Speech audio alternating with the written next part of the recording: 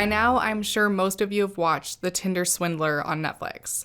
The documentary shares the stories of 3 women, Cecilie, Pernilla, and Ayleen, who were defrauded by a man named Simon Leviev, a man they had all met through the Tinder dating app. Simon, whose real name is Shimon Yehuda Hayut, posed as a wealthy businessman who traveled around the globe for various business dealings.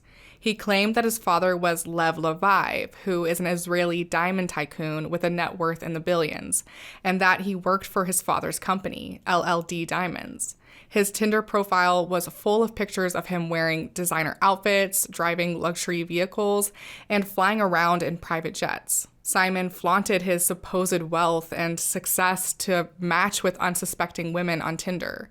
He'd spend months building a relationship with these women, many of whom fell in love with him and thought they'd end up married. After winning their trust, Simon would ask these women for a favor. He'd tell them that his business competitors, who he referred to as his enemies, were trying to track him down using his credit card trail and that he needed to borrow money from them. Simon would borrow tens of thousands of dollars at a time. He even had some of the women take out cash loans when their bank accounts ran dry. He promised to pay the money back, but never did. And over the years, Simon scammed countless women out of millions of dollars. Simon, I lost everything I have.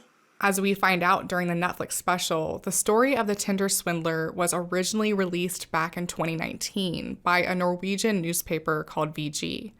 With the help of those who'd been swindled, VG journalists spent months investigating Simon. They discovered that Simon has no connection to Lev Leviev or LLD Diamonds. Simon's actual residence is located in the very insular, ultra-Orthodox Jewish city of Bnei Brak, just east of Tel Aviv, Israel. Now, I have actually been to Bnei Brak when I visited Israel a few years ago, and I can tell you firsthand that the harsh realities of living in this area run contrary to how Simon so desperately wants his life to appear to outsiders. Bnei Brak is one of the poorest and most densely populated areas in all of Israel. It's not somewhere the supposed son of a billionaire would reside. VG journalists discovered that as a teenager growing up in this impoverished area, Simon had involved himself in the world of fraud, and that at the time of their investigation, Simon was wanted by the Israeli police. They also discovered that he had already served jail time for defrauding 3 Finnish women in a very similar catfish-like scam back in 2015. He was saying that he was in the weapons industry to one of the women. To another woman, he said he was a Mossad agent. He goes to prison, it becomes even worse. They let out a guy that has almost been cooking up a new plan. There's no debate here that Simon Leviev is a horrible human being and has been for a while. I mean, I can't begin to comprehend how someone could ruin the lives of so many people seemingly without remorse. There were several shocking things I learned while watching this documentary that I want to discuss in today's video. But before I do that, let me briefly mention that there is a GoFundMe that's been organized to help Simon's victims recoup the money they've lost. If you're interested in donating, the link to the GoFundMe will be in the description down below. It was a Ponzi scheme. Although this was only briefly mentioned in the documentary, Simon's scam was actually an elaborate Ponzi scheme. Now, a Ponzi scheme is a type of investment fraud where early investors are paid with the investments of later investors. This creates the illusion that money is being generated through legitimate business ventures, when in reality, no such thing is happening. The only money generated is from those in the scheme itself. What Simon was doing was using the funds he acquired from one victim to rope in his next victim. It's a classic robbing Peter to pay Paul scenario. The documentary detailed how Simon used the money Cecilie had sent him to essentially lock down Pernilla by spoiling her with lavish dinners and parties. At one point, Pernilla recalls going out to a club in Stockholm with Simon and his friends. She notes that Simon was covering all the expenses for everyone that night and that he was paying for it all in cash. The timeline here matches up perfectly with when Cecilie had given Simon $25,000 in cash because he claimed he couldn't use his credit cards. He uses Cecilie's money on Pernilla and he uses Pernilla's money on somebody else. In my opinion, you could almost call Simon's scam a reverse Ponzi scheme, because instead of using the money from later investors to pay early investors, Simon was using the money from his early victims to pay for his later victims. Whatever way you slice it, it's still fraud. Simon wore many faces. Simon was a professional at forming relationships he could eventually exploit. He knew exactly what to say and when to say it to draw people in. He had a way of figuring out what individual people needed him to be, and he became that for them. He wore many faces for many people. Let's compare the stories of two of the women Simon defrauded, Cecilie and Pernilla. At the beginning of the documentary, Cecilie admits that she's always fantasized about having a fairy tale-like romance. Growing up, her favorite movie was Beauty and the Beast, and she very much identified with Belle's character. Belle was just a small-town girl hoping for something bigger. Belle was also kind, caring, and willing to sacrifice for the good of others, just like Cecilie. Cecilie was a prime candidate for Simon's scheme because of this. He easily morphed himself into the Prince Charming she was looking for. Very shortly after they started dating, Simon was already telling her that she was his future wife. He even asked her to move in with him and had her put down offers on swanky flats around London. It's just the best feelings, when you have someone and both are on the same wavelength. Once Simon knew that Cecilie was all in emotionally, that's when he used her selflessness and care for others against her. He sent her pictures of his bodyguard all bloodied up and claimed that they'd been attacked by his enemies. He then said his enemies were tracking him with his credit cards and asked to use hers instead. Then when Cecilia's credit maxed out, Simon had her take out loans. With each loan she took out, her anxiety would increase tremendously, but she felt like that's what she had to do to protect the love of her life from the danger she thought he faced. Pernilla, on the other hand, was after a more practical relationship. She wasn't looking for someone to fall head over heels in love with, but for someone who lived a similar lifestyle to her that she could share experiences with. Pernilla didn't feel a love connection with Simon after their first date, but said she had a lot of fun with him and thought he could potentially become a close friend. So that's the person Simon morphed into for Pernilla, the close friend she could have fun with. They would meet up occasionally to party and just have a good time. Eventually, Simon gave Pernilla the whole spiel he had given Cecilie, that he and his bodyguard had been attacked by his enemies and that he needed to borrow money. Pernilla saw him as a close friend she could trust, so she wired him some money. Pernilla ended up sending $40,000 to Simon before she realized her good friend wasn't all that good. Cecilie lost $250,000 to her Prince Charming before she realized he was no prince. Scammers can be scammed.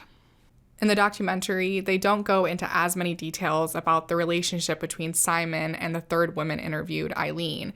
However, Ayleen played a central role in Simon's eventual demise. Ayleen had been dating Simon for 14 months when she stumbled upon the VG article featuring Cecilie and Pernilla's stories.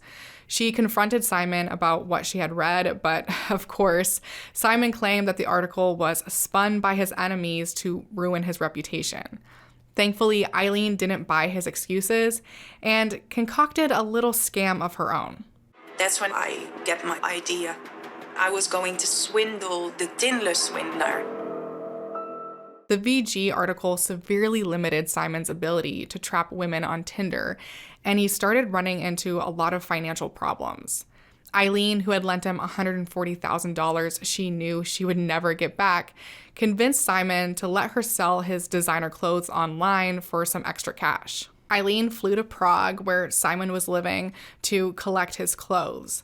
She told him she'd send him the money she makes off the clothes, but never does. Instead, she keeps the money for herself to pay off the massive debt she had racked up while dating Simon. It was a badass move on Ayleen's part. Without any money coming in, Simon quickly sunk into squalor. He had to live in a $12 a night hostel and eat leftover food at mall food courts. The self-proclaimed Prince of Diamonds was now homeless and penniless. See, scams like Simon's are built like a house of cards. If one card topples over, the whole house collapses. If one person learns the truth, it's only a matter of time before everyone learns the truth. Even though Simon was still trying to keep up the facade, Ayleen knew just how precarious his situation actually was and that she could deal him the final blow. The best time to put a scammer flat on their back is when they're already on their knees. People in desperate situations tend to let their guard down, make more mistakes, and be more open to influence. Simon, the scammer, was in a perfect headspace to be scammed himself. With the help of Ayleen, police were able to track Simon down as he traveled via airline between Prague and Athens. In July of 2019, Simon was finally arrested by Interpol in Greece for traveling using a forged passport. He's still scamming. Simon was sent back to Israel and sentenced to 15 months in jail for his crime. However, due to the pandemic, he was released after spending just 5 months in jail. And unfortunately, Simon has gone right back to his scamming ways. Somehow, he's found a way to finance a lavish lifestyle once again. After his time in jail, he started posting new photos to his Instagram page. The photos feature Simon posing on private jets and yachts, riding around in Lamborghinis, and enjoying expensive meals. He even started a business coaching program, charging $300 for his supposed business advice. I wasn't surprised to hear that Simon has dubbed himself a business coach, because this is exactly the type of thing people like him do when they're out of options. Anyone can be a business coach, and most of these programs offer little in the way of practical advice.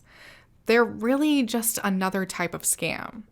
All you have to do to be a business coach is feign the appearance of wealth and confidence, and the wannabe entrepreneurs of the world will cling to your every word. Since the airing of the Tinder Swindler on Netflix, both his Instagram page and coaching website have been shut down.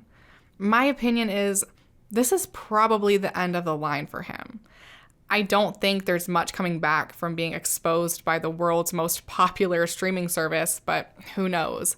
Simon's a desperate person, and desperate people often resort to desperate measures. The Tinder Swindler has left me with a nagging thought about Simon Leviev. Simon is not that much different from the MLM coaches or magic money-making gurus that I've dedicated my channel to exposing. They operate in very much the same way. Multi-level marketing companies and their proponents love bomb their victims, lulling them into a false sense of security, just like Simon did to the women he scammed. Get-rich-quick gurus razzle-dazzle their followers by wearing designer suits and posing in luxury vehicles, creating this illusion of wealth, just like Simon did. I think most people see Simon Leviev for the horrible human being that he is, yet many of these same people still cling to the idea that the MLM coaches and business gurus they follow have their best interests at heart. The truth is, they're playing the same game. They're all scamming. The only difference between Simon Leviev and these other people is that Simon got caught. Thanks so much for watching. I've been Taylor of the Antibot. A huge thank you to my patrons who help make these videos possible. If you like this video, please be sure to subscribe and ring the bell. If you'd like to follow me on socials, my Instagram handle is Taylor_the_Antibot, and my Twitter handle is the Antibot. If you'd like to support this channel financially, my Patreon is linked down below, and I'll see you all on the next one. Say bye.